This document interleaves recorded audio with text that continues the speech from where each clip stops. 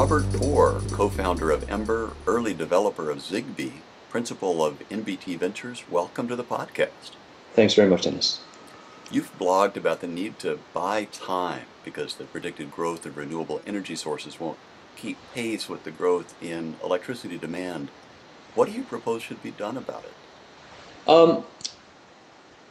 Well, in the short term, what will happen, absent anything else, is we'll have to build more non-renewable sources. So more coal plants, as some people would argue, more nuclear plants and things like that.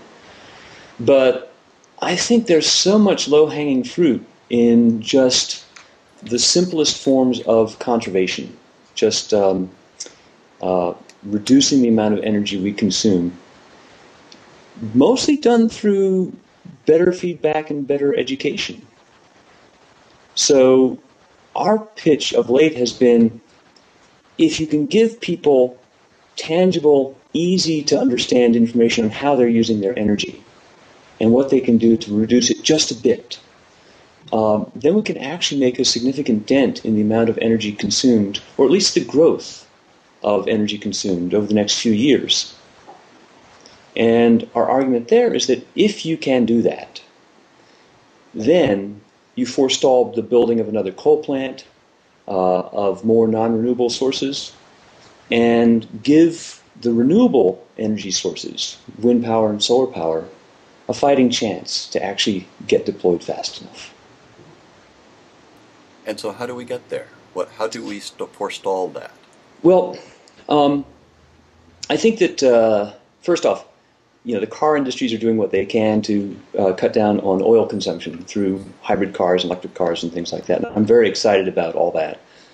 Ironically, I'm not a car owner right now, so I really can't help reduce any more than I've already reduced.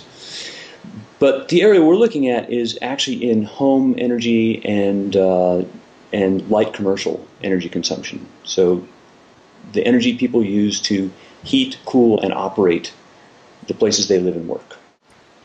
So is this a behavioral issue or a technology issue or both? Oh, that's a good point. That's a very good point.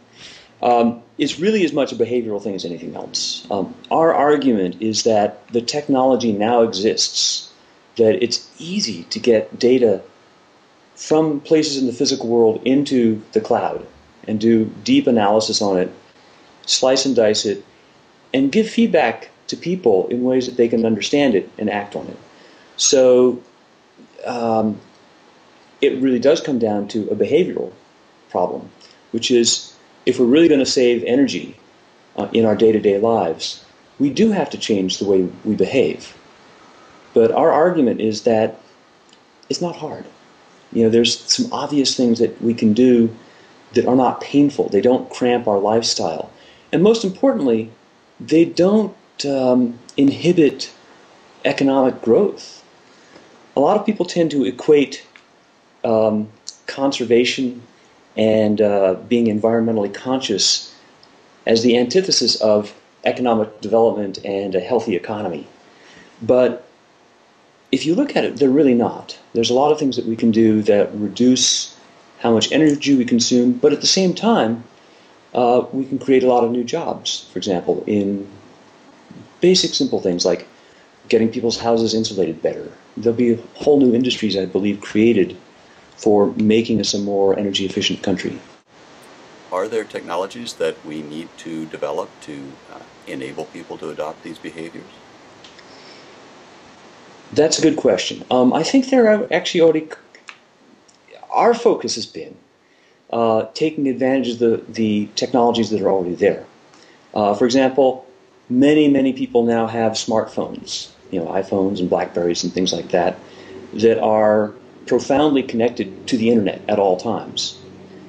So it's not a difficult bet to assume that people already have connections to the internet in their pocket.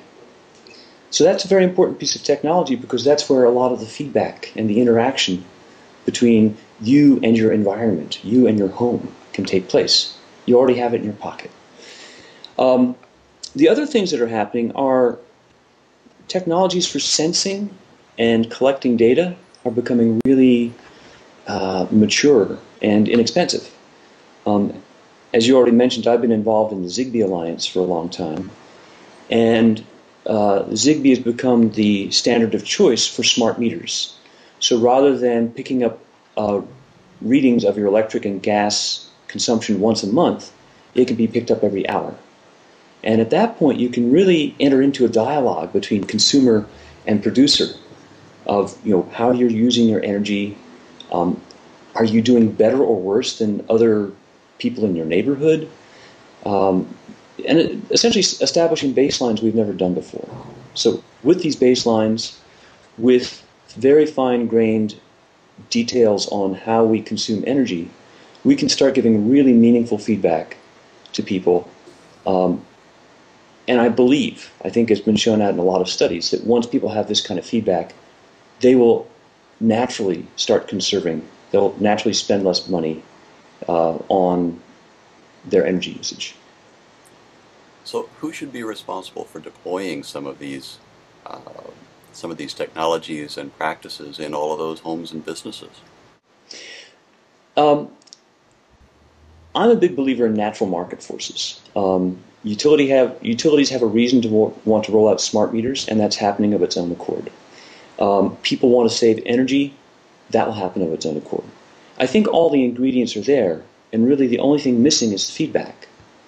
I'm an entrepreneur and I'm a capitalist, and I actually think that the right way to do it is to understand business structures whereby everyone's interests are aligned. It makes financial sense for a company to put this kind of technology in consumers' hands, and consumers will want to buy it or use it for their own reasons, because it saves them money, because it saves energy, whatever.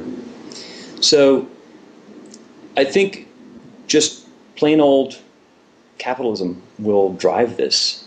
And I think, as I said before, I don't think it's at all contradictory with the agenda of saving energy. What market force will get ratepayers to go to the trouble and expense of installing technologies that will change their behaviors when they keep hearing that they'll have smart meters any day now thanks to the stimulus bill, and Google will make the software free? Right.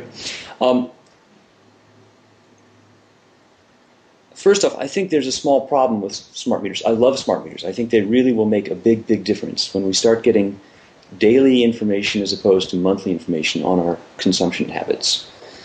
The problem there is that it will take, even if at a clip of 10 million smart meters a year, it'll take 10 years before we blanket the United States. And that's a long time.